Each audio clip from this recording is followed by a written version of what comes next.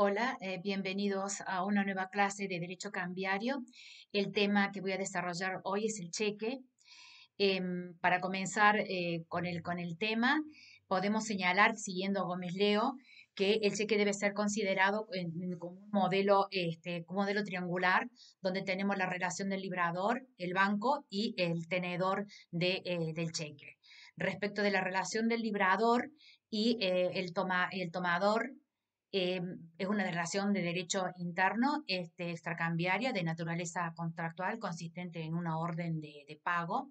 Y la relación del librador con el tomador es una relación cambiaria de un título de valor de derecho externo. Respecto del tenedor para cerrar el círculo con el banco, hay una relación inexistente en principio, y si la llegase a ver, eventualmente será una responsabilidad cuasi intelectual, y se aplican las normas del derecho común. ¿Qué quiere decir la ley cuando habla de derecho interno? Es la relación entre el librador y el banco en virtud del contrato de cuenta corriente bancaria que firman entre ambos, cuando va accesoriamente el pacto de cheque, con la finalidad de que el librador pueda girar contra los fondos que tiene depositados en el banco, y el banco llevar adelante la orden dada por el librador. En base, se constituye con un contrato de cuenta corriente, como acabo de mencionar, y no es en absoluto de índole cambiaria. Luego tenemos la relación de derecho externo, en la que hace el librador con el tenedor del documento, que puede ser el beneficiario del último, ser el beneficiario o es el tenedor después de la circulación.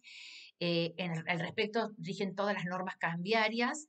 Se trata de un documento literal y autónomo. Están todas las características cambiarias, como así también los elementos estructurales en cuanto al sustrato material y la declaración unilateral. Sin perjuicio también las aptitudes documentales, me refiero a las aptitudes constitutivas y dispositivas y de prueba que hemos estudiado en materia cambiaria, rigen plenamente entre el liberador y el tomador. Y cerrando el círculo está esta relación entre el banco y el tenedor. No existe relación, en modo alguno, no debería existir. El banco nunca asume una obligación cambiaria, y si llegase a existir, es una responsabilidad porque el banco no cumplió la orden conforme lo dice la ley o la reglamentación del Banco Central de la República Argentina. El banco es responsable conforme las normas del derecho común, porque entran en juego la responsabilidad cuasi delictual del banco. Que quede claro, el banco nunca asume una responsabilidad cambiaria. Por otro lado, siempre que hablemos del cheque, tenemos que hacer referencia al pacto de cheque, al servicio de caja y a la provisión, distinguiendo provisión de disponibilidad. Cuando hablamos del pacto de cheque, es un acuerdo convencional o contractual, es accesorio a la cuenta corriente bancaria, y se relaciona con la orden de pago que el librador le da al banco para hacer funcionar el servicio de caja. Es importante que sepamos que el pacto de cheque es connatural con la cuenta corriente bancaria. Por otro lado, tengo el servicio de caja. El servicio de caja es de naturaleza jurídica distinta, es autónoma. Acá rigen las normas del mandato, en el sentido que el banco actúa por nombre y representación de su cliente, que es su mandante. Dentro de estas funciones, el banco puede hacer múltiples actividades correspondientes a los intereses o a la esfera jurídica del librador. Puede hacer cobranzas, puede realizar pagos a compañías de seguros, diferentes tipos de pagos según la orden que le haya dado el librador que cumpla adelante. Eso es lo que se llama servicio de caja. Insisto, el banco actúa por cuenta y nombre de su mandante. Luego tenemos la provisión, que es un derecho de crédito que tiene el librador con relación al banco. El origen de esa provisión puede ser distinto. Puede ser porque el librador depositó los fondos en el banco y puso el dinero para la provisión de fondos. Puede ser que los fondos vengan por un crédito que el banco le da al librador, o puede ser por el ingreso producto de las cobranzas que hace el banco, que algunas partes por orden del librador son imputados a esta cuenta corriente del librador. Entonces, a grosso modo, estas son las tres figuras. Hay que diferenciar la provisión de la disponibilidad. La disponibilidad tiene que ver con la potestad, tiene que ver con el derecho subjetivo a hacer exigible los fondos a voluntad del acreedor. Efecto de estas aclaraciones, Gómez Leo dice que si bien hay una declaración de voluntad unilateral propia de las relaciones cambiarias, la que hace el librador cuando firma un cheque, también tiene efectos bifrontes, o efectos sí, bifrontes, en el sentido de que por un lado está la orden que el librador le da al banco, que gire sobre, que disponga de esos fondos y que pague el tercero que se presenta. Desde ese punto de vista, la relación entre el girado y entre el librador y el girado es una relación de recepticia, que involucra específicamente al banco. El banco tiene dos posibilidades. En principio, si da la orden, la tiene que ejecutar. El banco, para ejecutarlo, va a analizar la legitimación de que se presenta, la regularidad del documento, y si está todo bien, lo paga. Y si no, lo rechaza. Pero en principio, por regla, el banco, una vez que recibe la orden, tiene que ejecutarla. Después tenemos, por otro lado, el derecho externo, es decir, la declaración unilateral de voluntad que realiza el librador respecto al tomador beneficio, y así se va transmitiendo, que esa sí es no recepticia y, por supuesto, es irrevocable. Es irrevocable. Antes de ingresar al concepto descriptivo, me parece importante decir que en materia de cheque tenemos dos clases de cheques. El cheque común, regulado en el artículo 2 y siguientes, y el cheque pago diferido, regulado en el artículo 54 y 60 de la ley 24.452. En lo que respecta al llamado cheque común, es el tradicional cheque, que el legislador, como establecía por el legislador de la ley 24.452, cuando específicamente en el año 95 reguló la nueva figura del cheque pago diferido, para diferenciarlo del tradicional cheque, lo llamó cheque común. Pero si ustedes se fijan en el artículo 2, cuando nos describe los requisitos, dice cheque, directamente, no le llamamos cheque común. En cuanto a la definición, en su momento, cuando salió el decreto ley 4776/63, Cámara criticó la posición del legislador patrio, que optó por definir, dar el concepto de cheque, diciendo que es una orden de pago pura y simple, librado contra un banco, en la cual el librador tiene fondos depositados en cuenta corriente o autorización para girar en descubierto. Cámara señalaba que esta posición del legislador patrio se apartaba de la ley de Ginebra de 1931, que aconsejó a los países que asistían que en lugar de definirlo, se colocaran directamente los requisitos formales del documento, porque no es función del legislador cumplir tareas pedagógicas.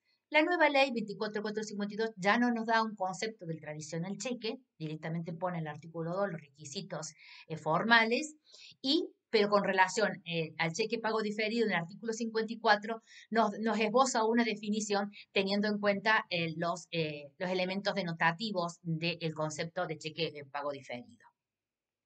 Aclarado esto, les voy a dar la definición que nos brinda Gómez Leo. Con relación al cheque común, nos dice que es un título de crédito abstracto, formal y completo, que contiene una orden de pago librada contra un banco, respecto de la cual se tiene provisión y disponibilidad de fondos para que se pague a la vista del portador legítimo del título una suma determinada de dinero, y en caso de ser rechazada con las debidas constancias, otorga acción cambiaria y ejecutiva contra todos los firmantes y sus respectivos avalistas, si los hubiere. Y respecto al cheque pago diferido, Gómez Leo nos dice que es un título de crédito cambiario, abstracto, formal y completo, que contiene una orden incondicionada de pago a una fecha determinada, librada contra una entidad autorizada, para que pague el portador legítimo que presente el cheque pago diferido o el certificado de registración, si fuere emitido, una suma determinada de dinero, si hubiere suficiente provisión y disponibilidad de fondos en la cuenta corriente contra la cual se le giró, y que en caso de ser rechazado con las debidas constancias, otorga acción cambiaria ejecutiva contra el librador y en su caso contra todos los firmantes. Esto con relación a la definición que podemos dar con respecto a los cheques. Para seguir mencionando las diferencias entre el cheque común y el cheque pago diferido, podemos señalar que el cheque común es un instrumento de pago pagadero a la vista, con forma de vencimiento a la vista, y el cheque pago diferido es un documento que es un instrumento de crédito a fecha determinada. ¿Qué más podemos mencionar? Eh, eh, tanto en uno u otro documento, una vez que se lo libra, no implica una innovación de la relación jurídica fundamental, porque en los documentos cambiarios, en este caso, el cheque se entrega prosoluto y no prosolvento. Es decir, el cheque no es un medio de pago, no tiene el poder cancelatorio como lo tiene el dinero. Esto es importante que se tenga en cuenta en materia cambiaria. Ingresando con relación a los requisitos formales, son los mencionados en el artículo 2, muchos de ellos respetan los principios de los requisitos formales que hemos visto para los demás títulos valores, así que solamente me voy a detener en aquellos aspectos que son importantes en relación al cheque. La denominación cheque es sacramental, debe estar incorporada en el texto, en el mismo idioma de su redacción. El número de orden es un requisito importante en materia de cheque, es muy útil para el banco porque permite individualizar el formulario de cheque sin librar o robado o perdido. También en el supuesto le permite al banco hacer un control de los documentos para evitar las responsabilidades, porque el banco entrega una determinada cantidad, una chequera con una determinada cantidad de cheques en un formulario y en ese formulario el librador tiene que librar los cheques y no otro. Entonces, de esa manera el banco va a poder hacer los controles que corresponden y evitar las responsabilidades previstas en el artículo 34 y 35 de la ley. Y también ante el supuesto que se hubiesen librado varias certificaciones, varios cheques, el número de orden nos va a permitir llevar un control para poder identificar cada uno de estos cheques. Sin perjuicio de ello, también se podrán otorgar recibos de pagos pudiendo ser individualizados teniendo en cuenta el número de orden. Con relación a los demás requisitos, algunos son esenciales y otros son naturales. En la práctica no ofrecen mayor problema porque están en el formulario impreso que brinda el banco por ley, así que no hay posibilidad de que se puedan transgredir algunos de ellos. Sí me interesa recalcarme el artículo 3 con relación al domicilio del girado, porque la ley dice, en el caso de cheque común, que el lugar de pago es la ley de aplicación, determina la jurisdicción del juez que va a entender en toda la problemática del cheque. Sorprendentemente y sin mayores explicaciones, el artículo 60, cuando regula el cheque pago diferido, le da al portador la posibilidad de ejercer el pago ante el juez del lugar del pago o de la entidad depositaria. Aquí nos apartamos de todos los títulos valores que nosotros sabemos que el juez competente lo determina el lugar del pago. En materia de cheque pago diferido, insisto, sin mayores explicaciones, se otorgó también jurisdicción a la entidad depositaria. Aclarado ello, vamos a ingresar. Antes de ingresar al siguiente tema, me interesa hablar del el cheque postdatado. El cheque postdatado está regulado en el artículo 23 y nos dice que el cheque común siempre es pagadero a la vista, toda mención en contrario se tiene por no escrita. Acá la finalidad del legislador era evitar el mal uso del cheque, que se pasara a ser un instrumento, a ser postdatado, pasa de ser un instrumento de pago a ser un instrumento de crédito. Entonces se evitó a los fines de que no se vuelva a utilizar el cheque con ese sentido y de naturalizándolo y que se use directamente el cheque de pago diferido, que sí es un instrumento de crédito, siguiendo el legislador patrio la disposición, el antecedente de la ley uruguaya en este sentido. Entonces, se aclaró de que solamente a la vista y el postdatado no es considerado cheque. Esto es importante, quiere decir que si las partes, por esas cuestiones, por un acuerdo de partes, deciden postdatarlo, ninguna de las partes ni lo que lo transmiten podrá presentarlo al banco antes de la fecha indicada en la postdatación, porque si lo hacen, corren el riesgo de no tener no es documento. La ley dice no se considera cheque, no tenemos documento cambiario, no es cheque y pasamos a tener simplemente un papel quirógrafo probatorio. Gómez Leo dice que en uno de sus textos que así establecida la norma, lo único que obligan a la parte es a cumplir el acuerdo de postdatación prohibido por la norma. Lo cierto es eso, que obliga a la parte a presentarlo después de la postdatación para poder tener de esta manera un documento, un cheque con el derecho cambiario en él comprendido. No es oponible, dice en este caso, al concurso de la quiebra y sucesión. Efectivamente, eso fue receptado por la jurisprudencia plenaria en DIFRI en 1980 y que fue seguida por muchísimos años por todo el país. En relación a la inoponibilidad al concurso de este tipo de cheques, donde se debe indicar las causas de la transferencia entre cada una de las partes. Ahora voy a entrar a las formas de libramiento del cheque. En relación a las formas de libramiento, puede ser nominal a favor de una determinada persona y puede ser una persona o varias personas físicas o jurídicas, no hay limitación de la norma al respecto. Y puede ser nominal con cláusula no a la orden, que debe estar incorporada en el mismo cuerpo de la redacción.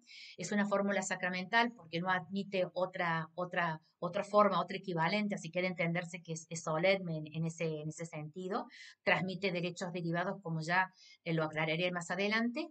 Y la otra forma que se puede librar un cheque es al portador, admitiendo dos variables. Una de ellas que se deje el nombre del beneficiario en blanco, con lo cual se transmite por la simple tenencia como todo documento al portador, y incluso admite la posibilidad de que se coloque el nombre del beneficiario, que pasaría a ser a favor de determinada persona y algo transmitible solamente por endosos. Y la otra posibilidad es que se ponga la cláusula al portador, que sigue siendo transmisible por endoso, por la simple entrega del documento. Y si para el caso en la circulación alguien endosara la cambial, conforme lo dice el 18 y el 40 de la ley de cheques, esas personas son obligados cambiarios y no cambia la naturaleza de ser un documento creado al portador. Continuando en concordancia con la forma de giro, el artículo 8 nos dice que la cambia puede ser librada incompleta. Entonces, es decir, que puede faltarle, estar en blanco el nombre del librador, y como les dije recién, esto puede ser cubierto, puede circular en blanco o puede ser completado y automáticamente pasa a ser un documento, como les mencioné recién, nominal y transferible por la vía de endoso. Si yo lo coloco a favor de una persona jurídica, tiene que ser el representante de esta la que se presenta en ventanilla y acreditar tal representación. Si es un gerente de un SRL, tendrá que acreditar por la acta social que así lo designa debidamente inscripta, que ejerce la representación de la sociedad y cobrar el dinero, como mencioné, por ventanilla. Si fueran más de uno o varias personas, todo depende cómo es la expresión. Si es Juan y Pedro, se presentará Juan o Pedro a cobrarla. Si digo Juan y Pedro, tendrán que ser conjuntamente ambos los que tendrán que presentarse a cobrarla. Cuando sea nominal con cláusula no a la orden, cambia las formas de la circulación y los efectos. ¿Qué quiero decir? Cuando el documento nace no a la orden, es transmisible por medio de un contrato de cesión de crédito. Y cambia con ello los efectos, porque los efectos serán de aquí en más derivados, porque hay una transferencia del derecho. Se requiere, conforme lo dice el 1618, una forma escrita, un instrumento separado, y si no, si se tratan de derechos litigiosos, tendrá que ser por escritura pública o acta notarial. Hay que notificar al deudor salido que el banco, porque el banco es el deudor de su cliente, del librador. ¿Qué más podemos mencionar? Referido al tema, cuando se trata de un cheque pago diferido, también el cheque pago diferido puede ser nominal o al portador o a la orden o a la orden, no hay ninguna prohibición. Es importante señalar que lo que nada se diga con relación al cheque pago diferido por reenvío, se aplican todas las normas reguladas al cheque común, en tanto y en cuanto no vaya en contraposición los principios que se determinan en relación a la figura del cheque pago diferido. Otra forma de libramiento, dentro de otra forma de libramiento puede ser a favor del librador, es de práctica bancaria, no hay ningún problema que el librador utilice la forma de libramiento para disponer de los fondos que tiene en el banco, así como cuando lo hace, cuando él lo libra y se lo da a un tercero y el tercero lo ejerce, bueno, y de igual manera lo puede hacer perfectamente el librador, no hay ningún problema. Con relación al cheque girado sobre el librador, es decir, no contra el banco, sino contra el mismo librador, está prohibido en el artículo 3. Garriga dice que en ese caso pasaría a ser un pagaré directamente, entonces desnaturalizaría la función de instrumento de pago para ser un instrumento de crédito, por eso es que está prohibido. Está permitido solamente cuando el banco tuviera varias sucursales o tuviera otras agencias, y al solo efecto de permitir los efectos de servicio de caja, y por supuesto ninguno de los involucrados en este caso asume las obligaciones de carácter cambiario. El cheque librado por cuenta de un tercero, en este caso tenemos que observar lo siguiente: tenemos lo que se llama el dador de la orden, a diferencia de los otros supuestos. Suele suceder que el comisionista que compra quiere pagar los bienes que ha adquirido, entonces libra un cheque contra la cuenta corriente de su comitente. Entonces, en este caso tenemos el librador, tenemos el banco y tenemos el tercero. Para el caso de la cuenta librada por cuenta de un tercero, tenemos el dador de la orden. Entonces, en este supuesto, el librador aparece como el firmante y es el que crea la cambial y la firma, por lo tanto es el único obligado cambiario, pero obviamente el banco, el dador de la orden es el que tiene la registración en el banco. Entonces, el que va a figurar en los papeles es el librador y que va a figurar como obligado cambiario y no el dador de la orden que se maneja al margen o en silencio y es el que tiene la registración en el banco. De manera tal que cuando se presente un cheque firmado por este tercero, que es el librador, autorizado en virtud de un mandato por el dador de la orden, el banco tiene que honrar el pago de la cambiar porque el dador de la orden le ha informado que ese librador está autorizado a librar los cheques. Entonces, al banco no le va a quedar más que cuando venga ese tercero como librador del cheque, atienda el pago, honre la cambial y efectúe el pago en cumplimiento de la orden dada por el llamado dador de la orden. En este caso, el banco actúa cumpliendo la orden del dador de la orden y el librador es un sujeto extraño que se rigen por las normas del mandato, que es extracambiario, que es importante tener en claro, y actúe por cuenta y en base a un poder y cumpliendo las órdenes de su mandante, que es el dador de la orden. En relación al cheque girado, o sea, a favor del banco girado, no hay ningún problema, en cuyo caso, en este caso, el banco saca el dinero de la cuenta corriente de su cliente y lo toma. Generalmente el banco lo hace para satisfacer un crédito a favor del banco, se imputa hace solo efecto, esa es la razón, por este medio el librador le paga al banco. ¿Qué más tendríamos que recalcar? Esto con relación a las formas de libramiento. Ahora vamos a hablar de las formas usuales, si no me olvido de nada, vamos a hablar de las formas usuales en los cheques, que comúnmente llamado variedades de cheques, así se lo suele conocer. Dentro de estas variedades de cheques tenemos el cheque cruzado, el cheque para acreditar en cuenta, el cheque imputado, el cheque certificado y el cheque no negociable. Comenzando con el cheque cruzado, está regulado en el artículo 44, se aplica tanto para el cheque común como para el cheque pago diferido. Surge de las prácticas bancarias inglesas, donde el librador colocaba entre barras el nombre del banco, que era el del banco del beneficiario, para que éste lo cobrara directamente en su banco. Luego la práctica hizo de que no se colocara ningún nombre en el entrecruzamiento y se colocara la expresión and company o simplemente las siglas. Entonces, de esa manera, el banco girado lo pagaba a cualquier banco que se lo presentara a través de la Cámara Compensadora, lo que se llama el clearing house. Lo importante es que este método, esta forma de cobro, es mucho más segura y ante el robo, la pérdida o la sustracción, otorga mayores garantías para el manejo de volúmenes de dinero siempre que el cruzamiento se haga conforme las pautas que prevé la ley para el cheque de cruzamiento general, que son las dos barras y sin indicación del banco, y el especial, donde se indica, se precisa, individualiza un determinado banco. El banco girado deberá pagárselo al banco especial. En el otro, cualquier banco podrá cobrárselo al banco girado. La nueva norma, como mencioné, prevista en el artículo 44, es sumamente clara al respecto. En cuanto a quién lo puede hacer cruzamiento, en principio lo hace el librador, pero lo puede hacer el tomador, un endosante, un tenedor, una balista, nunca el banco, que esto es importante de aclarar. Por una cuestión de lógica, el cruzamiento general puede transformarse en un especial y el especial no en un general, y si se lo tacha al especial, se tiene por no escrito y seguirá siendo un cruzamiento especial.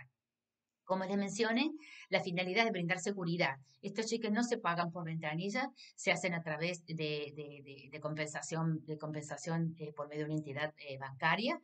El cruzamiento general se utiliza en cheques de mayor monto, de montos muy importantes, no tiene mayor uso en la práctica, así que de hecho quien se presenta es el mismo beneficiario y lo cobra. Y lo que se trata de evitar es eso, el trasladar mucho líquido de dinero, y se utiliza este medio de la compensación bancaria. En relación a la responsabilidad, el banco debe cumplir las disposiciones de la ley y lo que dice la reglamentación del Banco Central de la República Argentina, y si no lo hace, deberá responder conforme las normas de derecho civil, con el límite del monto del cheque, no más allá, salvo dolo, en cuyo caso no rige el límite del monto del cheque. En segundo lugar, vamos a hablar del cheque para acreditar en cuenta. Está regulado en el artículo 46. Se aplica tanto el cheque común como el cheque pago diferido. Tiene su antecedente en la legislación alemana. El cheque para acreditar en cuenta o para contabilidad es una modalidad de cheque cruzado. Es interesante señalar de que tiene una forma solemne. La ley dice que debe ser acreditar en cuenta y no admite otro equivalente. No es necesario que sea transversal, como sucedía en la legislación, en el decreto de ley 4776, y no tiene que ser especialmente firmada. Si es tachado, se tiene por no escrito, sigue siendo un documento para acreditar en cuenta. Obviamente que el que recibe un documento para acreditar en cuenta en estos términos tiene una cuenta corriente para poder hacer la liquidación de su cheque. En este caso, cuando se trata de un documento para acreditar en cuenta, no se afecta la circulación del documento, sea el portador o el nominal. El banco sí deberá atender a la legitimación cambiaria de quien lo deposita, de lo contrario será responsable por los perjuicios que pudiera causar, con el límite, por supuesto, del monto del cheque, salvo que sea doloso, límite que no rige. Luego, ahora tenemos en tercer lugar el cheque imputado. El cheque imputado surge en 1940 con una ponencia de un doctor Rivarola. Él dijo que observaba que había operatorias en la actividad bancaria donde se pagaba una obligación y se mandaba el cheque por correo o por mensajería, y la otra persona lo cobraba, y el que lo mandó no tenía la constancia de que se le había pagado la obligación. Entonces, sugirió esta posibilidad de que se impute, que, de manera de que cuando lo recibe o lo transmite, que les operaría como una aceptación del importe por el cual se ha recibido el dinero, y se quedaba, el que le emitió el cheque se quedaba tranquilo. Así nació originariamente, con relación al librador y en favor del beneficiario.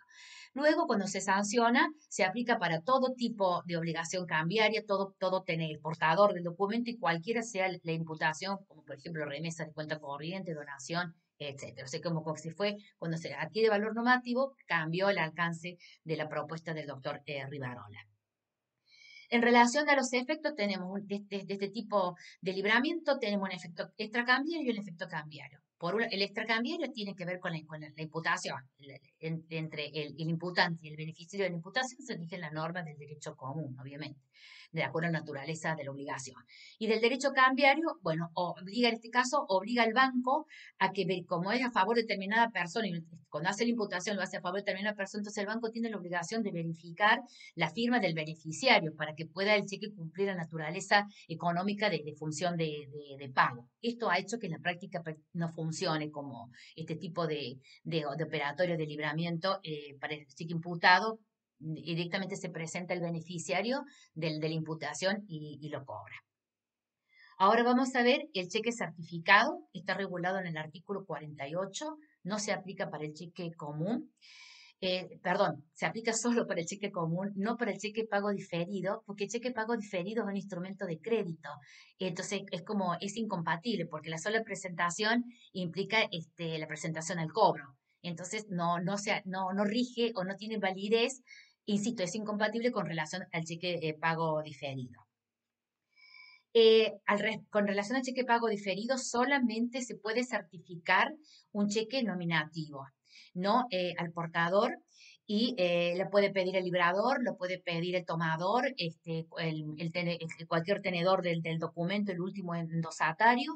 En ese caso, el banco le va a poner el título una constancia firmada, fecha y sellada, de que existe provisión de fondos y disponibilidad de fondos, y abrirá una cuenta especial. Es decir, que el banco realiza dos actividades. Por un lado, en el papel, donde va a registrar que la constancia de la certificación, como les dije recién, fecha firmada y sellada, que hay disponibilidad de fondos. Y por 5 días, que es el plazo, quedan reservados esos fondos y el que lo presentó o a quien se lo transmitió, lo recibe en esas condiciones sabiendo que es dinero afectado solamente para el pago de ese cheque porque está certificado. Y por otro lado, el banco va a generar una operación contable. Por medio de un asiento le va a sacar de la cuenta corriente del librador el monto correspondiente al cheque certificado y lo va a trasladar a una cuenta especial que se va a abrir al tal efecto. De esa manera, el dinero del cheque certificado sale del patrimonio del librador y queda al margen de todos los avatares que puede tener un patrimonio, medidas cautelares, o cobro de otros cheques, concursos, incapacidades, muerte, etcétera. El banco asume la responsabilidad de separar ese dinero. Y si no, la acción es derecho común, si no, el banco no ha cumplido con su responsabilidad impuesta por la ley. El hecho de que el banco separe el dinero y lo coloque en la cuenta especial no quiere decir que los demás obligados, el librador, los endosantes y los avalistas, dejen de ser obligados a cambiar. Y esa obligación se mantiene intacta. Con relación al término, les mencioné que es de 5 días desde la fecha que lo ponen, y si no, se entiende que es de la creación, y si hay un endoso que ha sido fechado, se entiende que es desde esa fecha, y no más allá de 5 días. Prohibido el endoso por el tipo de libramiento del portador y prohibido el endoso parcial. Si se ha prohibido la certificación parcial. Si se hace, dice la ley, se considera no escrita. Pasados esos 5 días, si nadie vino a cobrarlo, el banco vuelve a hacer la operación de los asientos contables y traslada el dinero de la cuenta especial a la cuenta del librador. Y que quedará sujeto a los avatares, medidas cautelares, otros cheques que se presentaron a cobrar y los tendrá que pagar, ¿no? Porque caducó el plazo de 5 días que establece la ley. A modo hipotético, si se otorga una certificación por 5 días y como el cheque común tiene un plazo de presentación de 30 días, los cheques creados en el país, y 60 días el cheque común es generado en el extranjero, que se aplica tanto al cheque común como al cheque de pago diferido, y volviendo acá, aclarado y volviendo al caso hipotético, los 5 días se pasa de los 30 días que es aplicable al cheque común, los 5 días no hace prorrogar el plazo de los 30 días de vigencia que tiene el cheque común. Por supuesto, esta actitud que toma el banco de controlar y poner el sello, que hay fondos disponibles y que hay disponibilidad, no lo convierte en obligado, no implica una aceptación porque no hay aceptación por parte del banco. El banco simplemente es un cajero de su cliente, así que no asume responsabilidad cambiaria el banco, por supuesto, si no cumple las normas de la ley de cheque y la reglamentación del Banco Central. Si hay negligencia, hay culpa o dolo, bueno, sí, ahí el banco responde y en estos casos se aplican todos los principios de la reparación del perjuicio, es decir, el monto del crédito, el daño emergente, el lucro cesante, el daño moral, conforme, como les acabo de mencionar, el principio de reparación integral del daño que prevé la norma del el derecho fondal. Por último, con relación a las cláusulas, voy a mencionar que el cheque con cláusula no negociable, regulado en el artículo 50, se aplica en el cheque común y en el cheque de pago diferido, también tiene su antecedente en la ley inglesa. La ley admite de que sea en el anverso, la cláusula no negociable. Como no admite otro equivalente, tenemos que decir que es solemne la fórmula. En los sujetos legitimados puede ser librador cualquier tenedor de la cambial, puede establecer el carácter no negociable, no afecta a la ley la circulación del documento, al portador o nominal, solamente afecta los efectos en cuanto a que adquiere derechos, la transmisión se hace con derechos derivados. Respecto a la finalidad, tiene por finalidad proteger ante la pérdida o robo, porque cuando ha sucedido un extravío, un robo y se presentan a cobrarlo, se puede individualizar de esa manera al presentante e ir retroceder hacia quien lo adquirió o a quien lo encontró y de esa manera hacer exigible el reintegro de lo indebidamente percibido. En clase me suelen preguntar qué diferencia hay entre el cheque con cláusula no a la orden y el cheque con cláusula no negociable. La diferencia es muy clara. Ambos documentos, ambos cheques, ambas cláusulas tienen algo en común y algo que los diferencia. El cheque con cláusula no a la orden y el cheque con cláusula no negociable tiene en común de que se adquieren derechos, se transfieren derechos. Eso es lo correcto. Se transfieren derechos. Hay derivación de derechos porque el que recibe el cheque lo adquiere de la persona. Es decir, una transferencia del trans a la accipiens. Hay una transferencia del derecho por parte de la persona. Son derechos derivados. Por lo tanto, no se adquiere el derecho del documento, por lo que no tenemos autonomía y no tenemos derechos originarios, como los hemos estudiado en los documentos cambiarios. Entonces, eso tienen en común. Hay una transferencia de derechos de persona a persona, no una adquisición del derecho por parte del título. Esto es lo que tienen en común, derechos derivados. Y lo que tienen de diferente es que el cheque con cláusula no a la orden, para su transferencia necesita un instrumento separado, el contrato de cesión de créditos. Un instrumento separado, el contrato de cesión de créditos. Y el cheque con cláusula no negociable se transmite en el mismo cuerpo, por endoso y en el mismo cuerpo. Admite la forma de endoso con los efectos de una cesión de créditos. Esa es la gran diferencia entre uno y el otro. Para ir cerrando, me voy a mencionar el tópico con relación a los intereses. En materia cambiaria no existen intereses. El artículo 9, permítanme que se lo lea. Toda estipulación en intereses, cheque común o cheque pago diferido, inserta en el cheque, se tendrá por no escrita y una precisión iure. El de iure está prohibido. El cheque tiene una vigencia de 30 días, así que estimo que esa es la razón por la cual se estima que está incorporado el interés. Hablo del interés compensatorio y en el cheque de fecha determinada por aplicación del artículo 5 del decreto de ley 5965 hay una presunción iure de iure de que tiene incorporado el interés compensatorio. ¿Qué pasa con el interés por retardo después del vencimiento y no pagado el cheque? El documento o el interés se entiende que es perfectamente válido, no contemplado por la ley, por lo tanto permitido. Con relación al cheque punitorio, toda una división, porque Cámara dice que si bien no está el interés punitorio no está regulado, pero ello está prohibido. Lo dice Cámara y lo dice Williams. Por otro lado, Juan Beldeo dice, mire, se trata de una situación, el interés punitorio no regulado, y permitido. Lo mismo que dice con relación al interés por retardo o al interés moratorio. Y como todas estas cuestiones, la última palabra la tiene el órgano jurisdiccional a la hora de resolver en el caso concreto. Vamos a continuar ahora abordando las cláusulas, ya están las cláusulas de de intereses. Voy a continuar entonces con relación a las responsabilidades, ya están las cláusulas de interés. Con relación a las responsabilidades, podemos mencionar que una vez que el cheque es presentado, el tenedor del cheque se tiene que presentar al banco, mostrar el cheque, el banco le va a pedir, dice, endósemelo, que es mal llamado endoso porque en realidad es un recibo, cuando se lo da al banco, lo tiene que firmar, aclarar la firma y poner el documento. En algunos casos nos hacen poner el domicilio, entonces el banco controla la legitimación y luego del presentante y luego la regularidad del documento, que estén los requisitos formales y que no haya culpa ni dolo en las transmisiones. Y si está todo bien, va a proceder a efectuar el pago, cumplir la orden dada por el librador conforme lo dice la ley cambiaria. Pero si no se reúnen los requisitos, el banco va a rechazar el pago y la ley le dice en el artículo 38 que deberá indicar los motivos por los cuales lleva adelante el rechazo.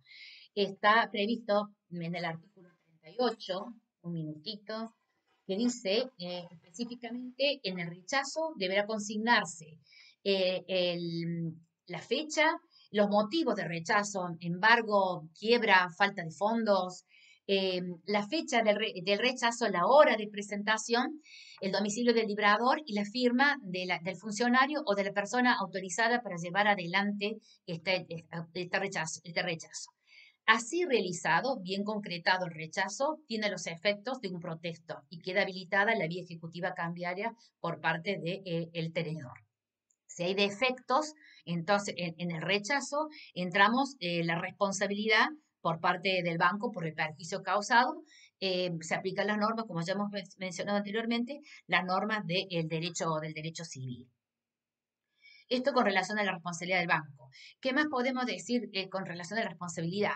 La ley en algunas instancias hace responsable al banco y en otras al librador, en los artículos 34 y 35, según los supuestos. En los casos que hay responsabilidad del banco, son errores muy groseros y que escapan a la pericia que debe tener el banco a la hora de controlar el documento. Entonces, el artículo 34 nos dice cuando la firma sea visiblemente falsificada. Ello es obvio, porque generalmente el banco, el que hace este tipo de controles, se adquiere cierta pericia en determinada tarea que no la tiene el resto del vulgo a la hora de determinar si la firma se corresponde o no con la registrada por el librador. Igualmente, el banco será responsable cuando el documento no reúne los requisitos formales establecidos en el artículo 2 para el cheque común y 54 para el cheque de pago diferido. Y responderá también el banco cuando ha pagado un cheque que no se corresponda con el formulario que le entregó en su momento al cliente o el librador del cheque. No puede el librador de cheque estar emitiendo cheque con chequeras de otras personas y el banco mucho menos pagarlo si no responde el banco. En los demás casos, firma visiblemente que no es visiblemente falsificada o el banco paga un cheque robado perdido, pero no se cumplieron con las notificaciones, con la obligación que prevé el artículo 5 de avisar en forma, entonces es responsable, en este caso, el cliente. Ante la duda, la ley nos dice siempre que el organismo jurisdiccional, el juez, va a resolver teniendo en cuenta las circunstancias y el grado de culpa en que hubiese incurrido cada uno de ellos, nos dice la ley. Con relación a las transmisiones, mucho desde lo que las disposiciones que se han hablado en oportunidad de abordar el endoso cuando se desarrolla la letra son aplicables para también con relación al cheque. Sí, me interesa mencionar un supuesto muy especial que se da en el caso del cheque, que es el endoso posterior al rechazo.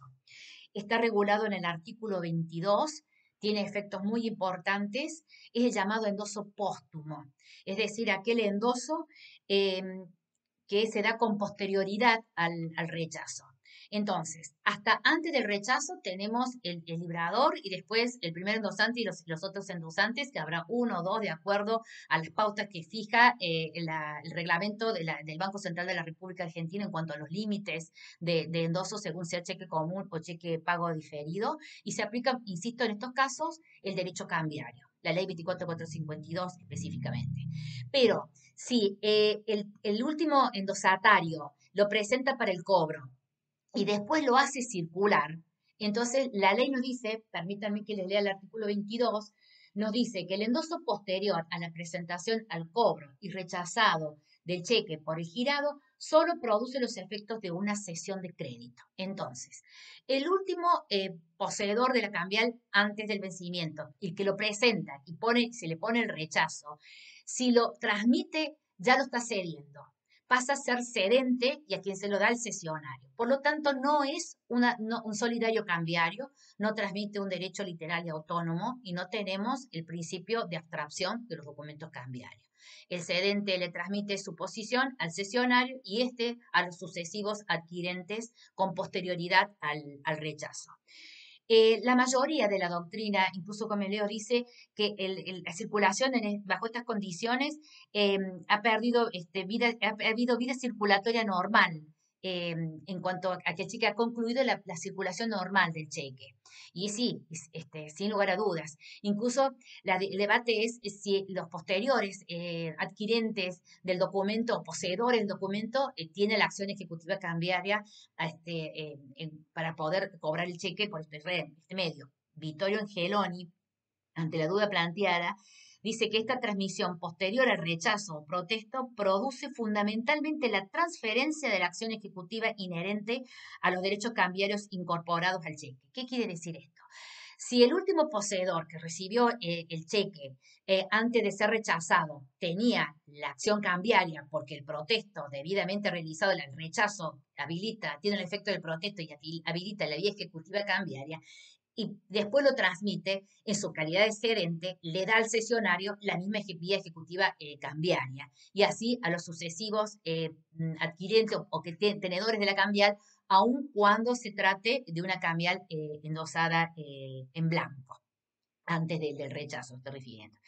Y finalmente, es importante aclarar cuando el último endoso fue en blanco, el último endoso anterior al rechazo, o sea que el que recibió el documento lo hizo en virtud de un endoso en blanco, la cambial en esos términos puede seguir circulando por la simple entrega. Hay no es necesario acreditar ningún otro requisito, hay una especie de legitimación real con la cual porque puede seguir transmitiéndose y se entiende que lo ha recibido en virtud de la norma del endoso en blanco. Esto ha generado mucha disquisición en doctrina, lo aborda Fontana Rosa. Se entiende que en este caso hay una cesión de crédito, que no hay que notificar al banco en este supuesto, y el que tiene el documento tiene una legitimación real en base a la tenencia del documento y puede ejercer la acción de cobro ante el banco o directamente la acción de todos los derechos que emergen del documento, o bien transmitirlo por la simple entrega. Esa es una de las peculiaridades que ofrece este llamado endoso póstumo. Hasta acá la clase de correlación del cheque. Espero que el material expuesto les resulte útil. Cuídense mucho y nos vemos en un próximo, o nos encontramos y vemos en un próximo enlace.